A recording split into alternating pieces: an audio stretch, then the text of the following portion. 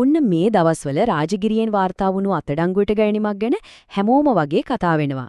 බැලු බැල්මට මේක සාමාන්‍ය සිදුවීමක් වගේ පෙනුනට මේකේ ඇතුලේ අපිව පුදුම කරවන විස්තර ටිකක් හැංගිලා තියෙනවා. මේ කතාවේ ප්‍රධාන චරිත දෙක ඇත්තටම පුදුම හිතන දෙන්නෙක්. එක්කෙනෙක් තමයි පරිගණක ඉංජිනේරුවෙක්. අනිත් කෙනා මනෝවිද්‍යා උපදේශිකාවක්.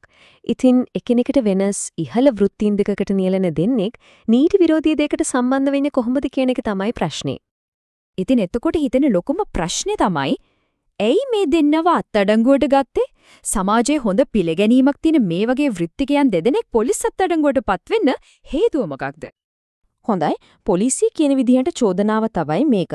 අවුරුදු 37ක් සහ 36ක් වන මේ විවාහක යුවල වැඩිහිටියන්ට විතරක් බලන්න පුරුවන් වෙබ් අඩවි වලට නුසුදුසු වීඩියෝ දර්ශන හදලා උඩුගත කරලා තියෙනවා කියන එක. මේ සිද්ධිය ගැන තව විස්තර ටිකක් බැලුවොත් අත්අඩංගුවට ගැනීම සිද්ධ වෙන්නේ රාජගිරියේ වැලිකඩ ප්‍රදේශයේදී. මේ ගැන සම්පූර්ණ පරීක්ෂණය මෙහෙයවන්නේ මිරිහාන පොලිසියේ ළමා හා කාන්තා කාර්යාංශය විසින්. දැනටමත් මේ සම්බන්ධව වැඩිදුර විමර්ශන පටන් අරන් තියෙනවා. හැබැයි මේ මුළු කතාවම ඇත්තටම හිතාගන්නත් බැරි කම්පනයක් ඇති කරනම කොටසකමයි මේ. බලන්න මේ ඉලක්කම 334. මේ තමයි මේ යුවල ආදාළ වෙබ් අඩවි වලට උඩුගත කළා කියලා කියන මුළු වීඩියෝ ගණන.